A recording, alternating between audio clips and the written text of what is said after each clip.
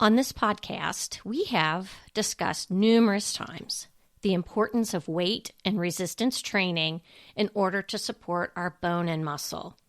We all want to stay active going into midlife and beyond, but there's also the reality of the expected aches and pains that may sometimes hold us back from doing all that we'd like to do.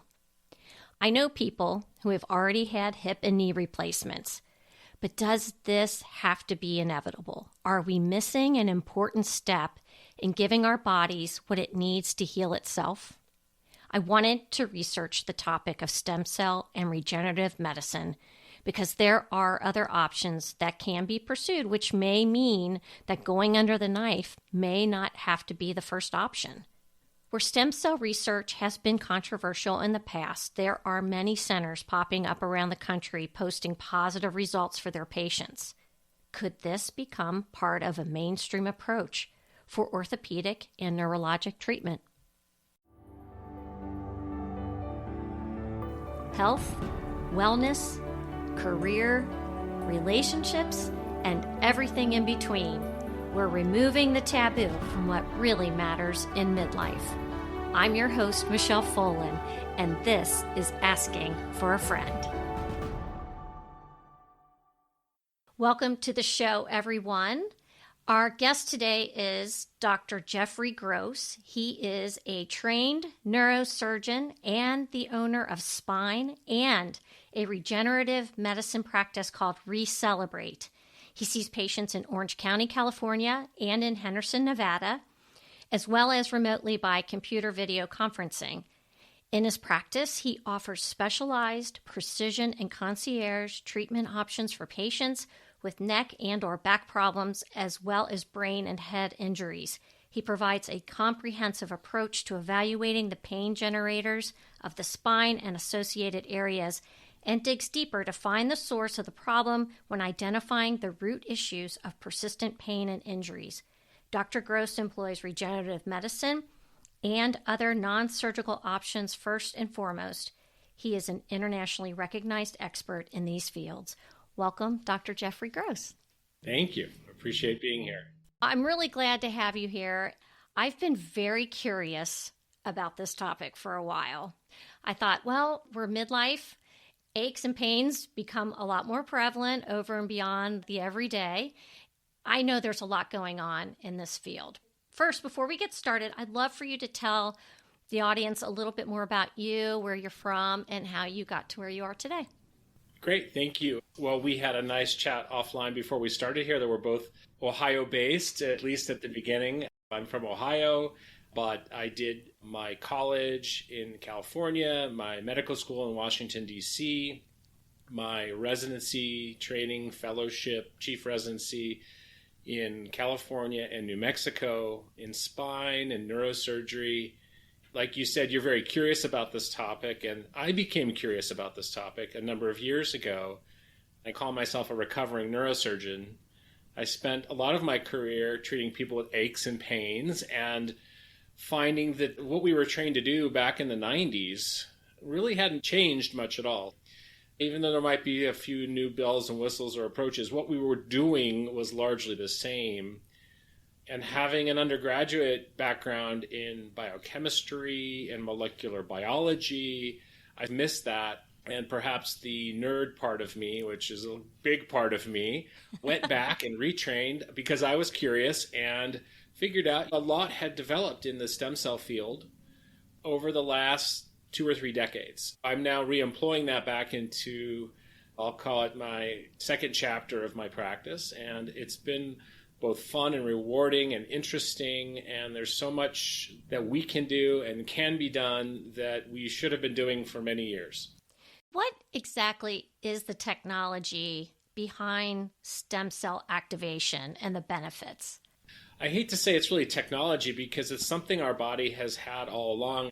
If we listen to our grandmothers, we have been doing it. If we eat right and we exercise and we sleep right and we do everything we thought was healthy, we're probably activating our own stem cells. For example, if you do yoga classes, yoga has been shown to have stem cell activation properties. We have stem cells within us. They were very active when we were a fetus or an infant, and they slow down their activity. They stop dividing and they stop giving off messaging to our normal cells to heal, to regenerate, to lay down proteins and collagen and discs in the spine and cartilage in the knee and this kind of thing. But when they can be encouraged and reactivated and awakened, they can have youthful activity. And we can do this through diet and sleep and exercise and anti-inflammatory lifestyles, not taking pharmaceutical anti-inflammatories. Then we can have an impact on that. Well, regenerative medicine can have an even more powerful impact on that. And that can be through basically borrowing youthful signaling from perinatal sources. We can explain that if you need. And giving it to us middle-aged people and getting a burst of activity of the regenerative system of our own stem cells. If there's a technology, it's really leveraging our own biology. When you said perinatal, what exactly does that mean? There's some mythology that people get all worried about stem cells and somehow we've got these farms of harvesting babies and things like that. It's not like that. The United States sources for stem cells and for other activation biologics, such as exosomes, which come from amniotic fluid, are basically previously considered medical waste. A mother would deliver a baby by C-section, usually planned or otherwise.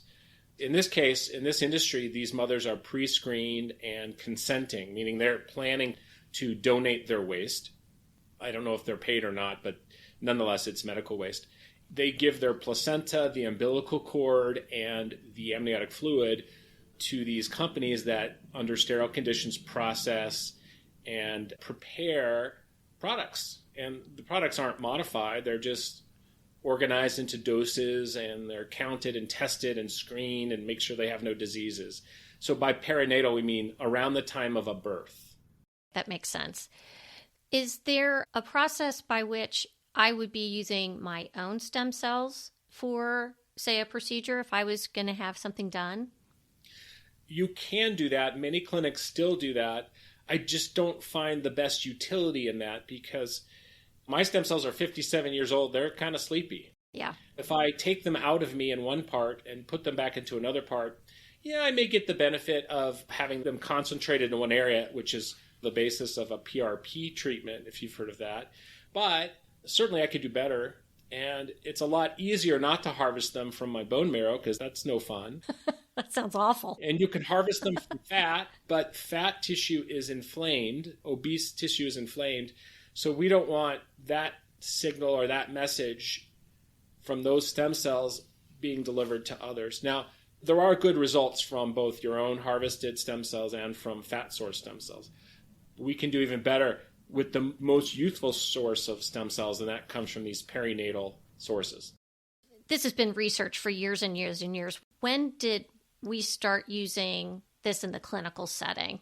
Well, if we were Europeans, it would be over 15 years ago. If we were from other countries besides Europe, it would be at least that.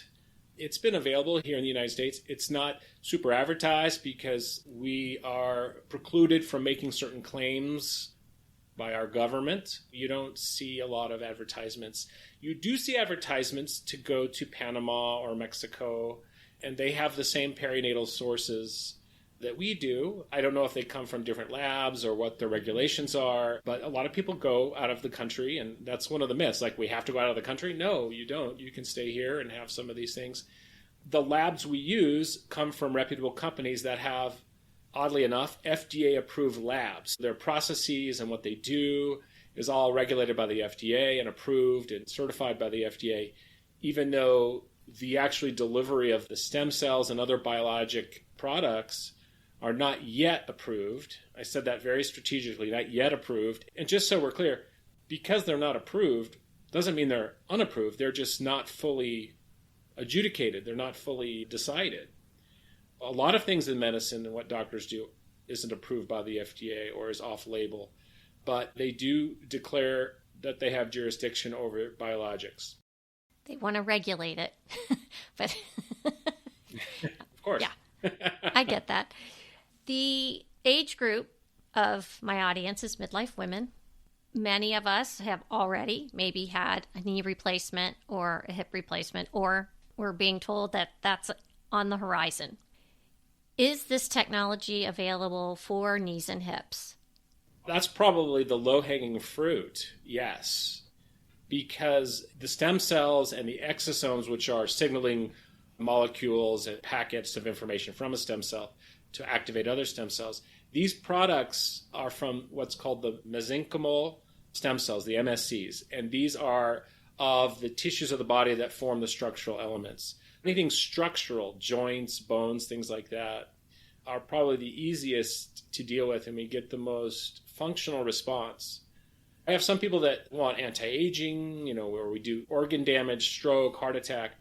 Those are harder to measure, but when you have knee pain and you have knee cartilage degeneration, then we do an MRI a year later and you've got improvement and you feel better, that's very easy to measure. That's why I call it the low-hanging fruit. Can you actually be bone on bone at that point and get relief? Well, I haven't treated a complete bone on bone, but most doctors who look at a knee and say you need surgery or replacement, they use the phrase bone on bone, but there may be some cartilage left. The fun part about this is most people think you have to inject something into the joint itself. Well, the cartilages of the body are biological rubber, cushions, discs, for example, in the spine. These tissues don't have a lot of cells. There's not a lot of cellular activity. There's some, but these are basically a collection of squishy proteins that are made and get their blood supply and get their nutrients from the surrounding bone. So we have found, in borrowing from the French literature with results of over 15 years, that the source of the stem cells that help improve and regenerate and rejuvenate the cartilage of a knee or a bone-on-bone situation comes from the surrounding bone. And that's been our best results. You brought up France, and there actually is a study that was done in France. Can you talk about that a little bit? I'm specifically referring to the work of Dr. Huneglau. I'm sure I'm pronouncing it wrong despite 3 years of high school French, and I apologize. Be that as it may, this is a wonderful study. What they did is they took patients who were recommended to have a knee replacement by an orthopedic surgeon. So they were already bone on bone. Orthopedic surgeons have a certain recipe. You start with injections. You can do the lubricant injections, the hyaluronic acid, the different types of things. You do physical therapy, you try anti-inflammatories. When you're beyond that, then they say the only thing left is replacement, because that's their menu. This group took these patients already at the end of the menu, looking at knee replacement, and said, hey, before you do that, would you like to join our study? We're going to do 2 different types of injections. Stem cells into the joint and stem cells into the knee bone above and below. And they published it 3 times now, at the 5-year, at the 10-year, and at the 15-year follow-up. This is a long longitudinal study over time. They have what's called a survival plot. Survival plot is they start with 100% benefit, and then whoever the injections don't work or they ended up needing a knee replacement, they fall off that survival curve or plot. And they have found at 15 years that the patients who had the bone injections, about 80 to 85% of them still did not need a knee replacement. Wow. These are patients who needed a knee replacement 15 years earlier. They've survived those knees for 15 years plus and still ongoing.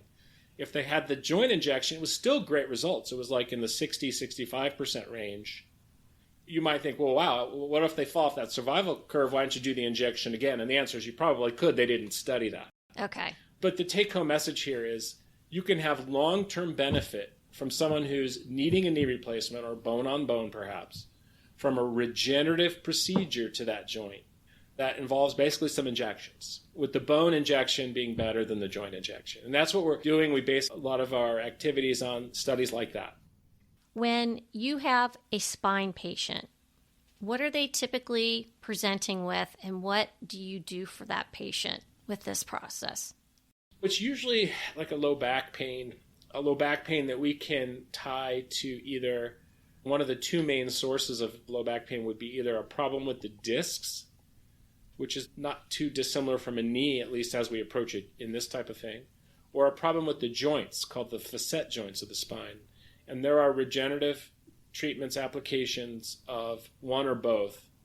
We do like to pin it down to the level or levels, meaning the individual discs or joints, because we don't want to treat the whole spine. We want to treat just where the problem is. It makes the procedure easier and more refined. Sometimes at the beginning of seeing someone, we do some high-end MRI studies. We might do some diagnostic blocks, numbing blocks to confirm the sources of pain, and then we talk about the regenerative options. Now, is spinal stenosis, is that different? Not necessarily. Stenosis refers to a narrowing, usually of the spinal canal, and or the pathways where the nerves leave the spine and go down the leg, or if it's the neck, go down the arm. But it depends on the pain we're dealing with. If the pain is back pain, even though they have stenosis, we're really treating the pain. We may not improve the stenosis. If the stenosis is causing nerve symptoms, that might require something more traditional to open the space up. If you have a compression fracture, would this help with that, or do you have to do other things with a compression fracture? It depends. If the fracture is not yet healed, it may. It depends on how bad the collapse is. There are some balloon procedures that can help improve the collapse. These collapses usually occur in middle-aged or older women with osteoporotic changes, and we might want to get into a little discussion about bone density and regenerative medicine for improving bone density, because it just depends on the fracture and what's going on. If it is healed and it's not causing pain and deformity, or the collapse isn't too bad, it may just be okay the way it is. It's individualized. I asked that question because my mom unfortunately had several compression fractures, and I think the last one we finally talked her into doing kyphoplasty. That's the balloon procedure, and it's been around. It's a wonderful procedure. Interestingly, I was involved in the very early going of it, in part of the original study, actually. And it involves a balloon that can sometimes restore the height and the angulation of the collapse. And then traditionally you fill out with cement to keep it hardened. But there's some controversy about the bones above and below, because with osteoporosis they become soft, so you want to protect them. Some of the regenerative medicine approaches might be very useful to do so. You had mentioned just a little bit ago that when there is bone density issue, that can actually help bolster the bone density in that affected area. I just read a paper in the last week or so on use of exosomes, which are extracellular vesicles. These can actually stimulate and improve bone density, because as bone density declines, people become more frail, they're at more risk for fracture. Improved bone density is also associated with longevity. Muscle mass and bone density, if you can support those two things, and you support them through activity, through good protein intake, through the right supplementation and various things, but also activation of the stem cells if you're so interested. Well, we talk a lot about that on this show, about making sure we're getting enough protein, make sure we're doing weight-bearing exercise, weights. Perfect. I look at my mother's generation. They were busy. They were doing a lot of housework, but they didn't necessarily hit the weights in the gym. They may do yoga and maybe hop on an exercise bike. But I think we're doing better as midlife women. Good. But probably have some waking up to do when it comes to this, so that we can be active into our 70s and 80s. Part of that might require some hormone replacement strategies, because stem cell activities in our own bodies deal with what DNA is being actively used to make those genes to make proteins. The steroid-based hormones, and I'm not talking about use of steroids, but most of the hormones, the estrogens, testosterones, those are based on a steroid molecule. Those go into the nucleus of the cell and they help tell the DNA what genes to activate. If you want a more youthful approach, a more youthful set of genes, a more restorative, regenerative set of proteins being made and to support the body, to build muscle, to build bone, then you need the right hormone balance also. When someone comes to see you as a patient, are you counseling them on these types of things? I started out wanting to move my spine practice into adding the regenerative medicine as a tool, but I've expanded accidentally into the whole anti-aging realm. That doesn't mean people come here just because they want to live longer. It means we talk about precisely a person's specific needs in terms of all the different buckets that they may require help from to have an anti-aging or health goal. because really age is the accumulation of chronic inflammation and degeneration and disease changes in the body. Fighting against that or the absence of disease is really a youth or anti-aging process. Ah, great message. I do have a question about the procedure itself. You do this under anesthesia, right? We do under sedation. Okay. Let's talk about anesthesia because that word is probably a little bit too broad. I don't want to put anyone out under general anesthesia if we don't have to, especially the older we get, there are risks of that, and it makes us sluggish. We do it under sedation. No breathing tube, just a little supplemental oxygen and a little twilight, so nobody really feels it. Because the procedure itself in one joint might take me 10 minutes, 15 minutes if we do 2 spots. We want someone to wake up and be ready to roll right after that. The bone injections don't feel good. We've done them awake for a few tough guys who thought that they could handle it, and they could, but we don't even like doing them. So it's twilight. Twilight sedation. It's an IV and some supplemental oxygen, and it works great. It works great for when we get our colonoscopies. It's the exact same approach. It's the same medicines the anesthesiologists use for us. We do these in a little procedure center, just make sure everything's clean and a place to do the sedation.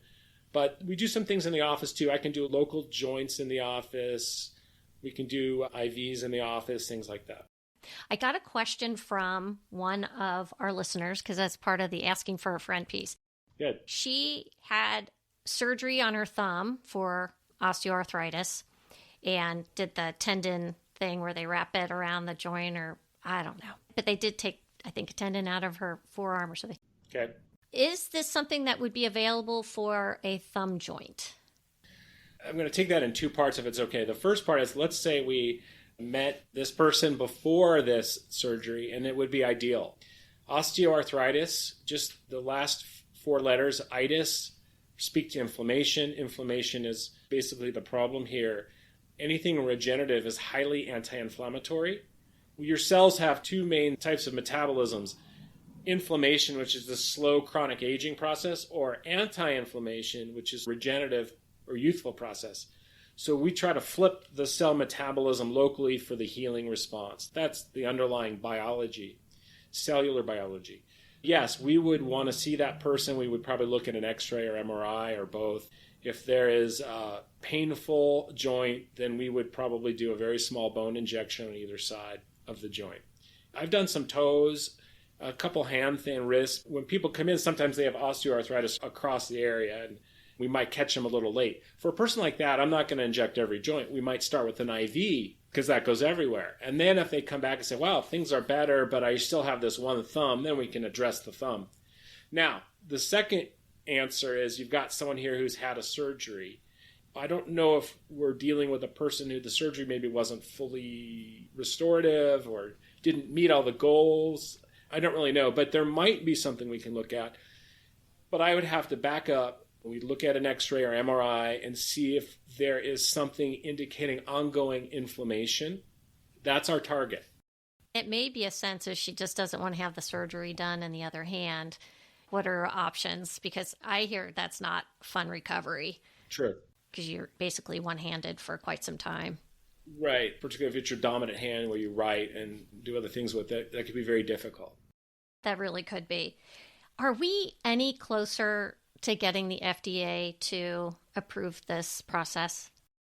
There were some changes in the last year where the FDA is creating a new process for biologics.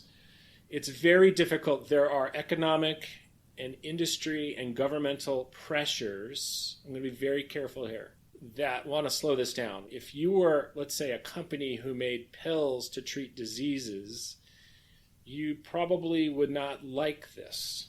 Yeah. That's unfortunate.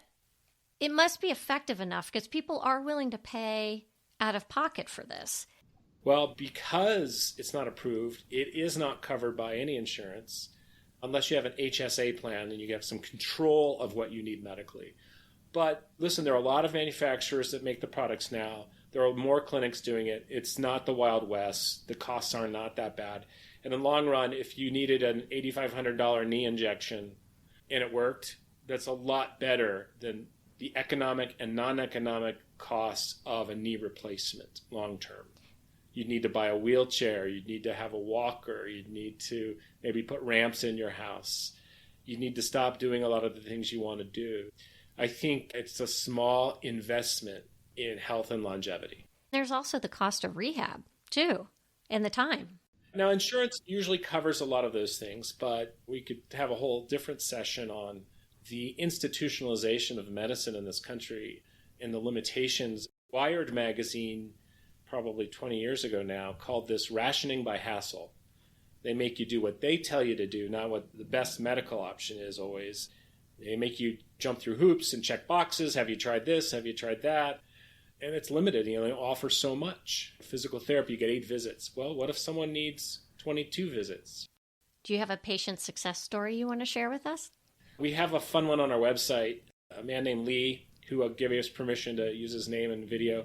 He's very stoic. It's hard to read Lee. He was retired. I believe he was in his 60s, and he liked to bowl. He injured a joint in his low back called the sacroiliac joint. We have one on either side of our back of our pelvis. He had so much pain he couldn't bowl anymore. He was basically became sedentary. And as we talk, you got to keep moving. You got to keep your weight-bearing exercises, your bones and your muscles going. And as one of my favorite doctor friends used to say, motion is lotion. Lee was losing his motion and therefore losing his lotion. We met Lee. Lee invested in an injection we did here in the office to his sacroiliac joint and the surrounding tissues. And I followed him every month or so for a few months, and a little bit better. And by about 3 to 6 months, he was 50% better. And he was okay with that. And we thought maybe we'd try some bowling. And then I kind of lost touch with Lee. And then at the 12-month mark, my calendar flagged it, and I brought him in. He was stoic, and he said, I don't have any pain anymore. I've been bowling. Well, I said, doctors sometimes get involved in medicine because we like the success stories. We like to enjoy that with you. How come you never called? He goes, I was doing fine. So we made a little video of Lee, and I basically had to tease that out of him. Well, you're bowling again, right? Yeah, I'm bowling again. How's your pain? I don't have any pain. That's great. People are funny sometimes. I like his success story because he wasn't overselling it. I had to tease it out of him. But that shows you that the results can build over time. It does take time. People want to know, how quickly am I going to be better? It probably has to do with how bad you are to begin with, how much degeneration there is, how healthy your tissues are and your cells are, how much inflammation there is, which is hard to measure. We have some blood tests, but we really don't fully know. And just see how it goes. As long as it's trending better and it's still improving, then we just enjoy that. Someone like me, it took 60-some years to degenerate that joint. It took him a year to rebuild it. We do have great results with younger people, athletes we treat. I have somehow a bunch of elite athletes we deal with, and they tend to heal faster, but they also abuse their joints a lot more than most of us. They can't afford to be out of commission very long. True. How else is stem cell activation being used? I had read some things about Alzheimer's and erectile dysfunction and... Yeah, a quick menu of things is, and I'm a recovering neurosurgeon who knew I was going to be doing all these different things, but there's a biohacking crowd, and I've been speaking at some of these organizations. The convention's very fun. We have one coming up here in Austin, February 4th and 5th. If anyone's interested, it's called the Biohacking Congress. These people seek anti-aging, longevity, and health span things to do, whether it's infrared or sauna treatments or various things. Regenerative medicine offers some of those as well. Those patients tend to come in for IV therapies. For sexual function, especially in us middle-aged, besides the IV, there are specific injections called the O shot and the P shot you may have heard of. O is for the ladies and P is for the gentlemen. We had a doctor here on the show who does the O shot in her practice with some great results. Oh, perfect. And the results are wonderful. And you can do that with PRP. You can do it with stem cells. You can do it with exosomes. Then we get into the diseases of aging, the inflammatory diseases. You've got heart disease, stroke, Alzheimer's, which is an inflammatory disease, things like this. We tend to use the exosomes IV. And we use them IV because the exosomes are small enough to cross from the bloodstream into the nervous system through what's called the blood-brain barrier. Stem cells are too large. We can and have delivered stem cells to the nervous system by doing a spinal tap, but we try not to do those. Those are not fun, although they're useful. The exosomes work IV, and we do have some patients who come for rehabilitative therapies after stroke, Alzheimer's, and other cognitive issues, COVID long haulers, also for lung function. People have been trouble breathing and need some regenerative help there. We have a breathing machine. We put the exosomes right in the breathing machine. The menu keeps expanding and what we can do. This is so incredibly interesting. What do you see on the horizon then for regenerative medicine? I see that sadly American medicine is going to really institutionally suppress it. It's going to be an off-the-books thing. It's going to be out of pocket. It's going to be for the discerning people and families who want to have wealth through health. And I'm not talking about economically, but you can't take your money with you. You might as well live long and healthy and enjoy what you have, the people that love you, what life's all about. Well, I think it's really prioritizing health. Speaking of that, what do you do differently now after being in this field? I've been reading quite a bit on the anti-aging front, and I've been working on a book now called Young Again. It is a probably overcomplete understanding of anti-aging and a how-to section. And because of it, I'm not just the owner of Recelebrate, I'm also a customer. I've started by improving my diet and nutrition. My supplement game is bigger and better. I take things I never learned about in medical school. I take probiotics twice a day, fish oil 3 times a day. I'm supplementing vitamin D significantly, in part because I personally am low genetically in that, and because if you read the amount that you think you should have on the side of a cereal box, you're going to be in trouble, because those numbers are numbers that prevent malnutrition. We want numbers that are optimal. And besides vitamins and supplements, and I could go on and on about all the different things I'm taking now, I'm looking into some of the quasi-pharmaceuticals. Metformin, for example, has longevity and anti-aging properties. I don't have diabetes. I'm not pre-diabetic, but I take it sometimes. I say sometimes because it can make you feel really full and stuff. Anything to suppress your blood glucose over time is helpful. I've just ordered a non-invasive blood glucose monitor. If you follow any of the social media blood glucose people, Glucose Goddess, for example, the wonderful graphs of eating a pineapple and the spike in glucose and insulin, and then eating hummus with carrots and then pineapple, and it's a very different response your body has. We're going to learn from this. We're going to behave differently. We're still going to enjoy things we like to enjoy, but have less exposure to the toxin of sugar and what many people call insulin, but I think I'd like to rebrand insulin as the pro-aging hormone or the pro-inflammatory hormone. And then also I have done, I think 5 or 6 times now, IV exosomes for anti-aging purposes. And I have a couple old sports injuries and things it does help with. Do you feel differently after you have these infusions? I do. For the first few days or weeks, there's sort of an effervescence and energy. But the aches and pains are much better for me for weeks to months at a time. So I've been doing these every 3 to 4 months. I base it around when other people are doing them and my IV staff is here, and it just makes it easy. But I'll keep doing them. I like it. This is fascinating. I do want you to do me a favor. When your book is out, when it's finished, I'd love for you to let me know so that I can let our listeners know. It's called Young Again. Absolutely. We'll make sure you get a copy for sure. Oh, thank you. And tell the listeners how they can find you. We are on what's called the World Wide Web. You just type in Recelebrate, RECELLEBRATE. We're on all of the social channels, TikTok and Instagram, Facebook, all of those, LinkedIn. You can just type it in. You'll find Recelebrate. You can also call 1-844-4RECELL, RECELL. Any listener of your show asking for a friend, I'd be happy to have a 15-minute conversation with at no cost. As a thank you for the time today and for getting to share this exciting stuff with your audience. Well, thank you. That's a very generous offer, and I will definitely put all this in the show notes so that people will have that at hand. Great. Dr. Jeffrey Gross, thank you so much for being here today. This was amazing. Thank you. It was my pleasure. Nice meeting you. Thank you. Thank you so much.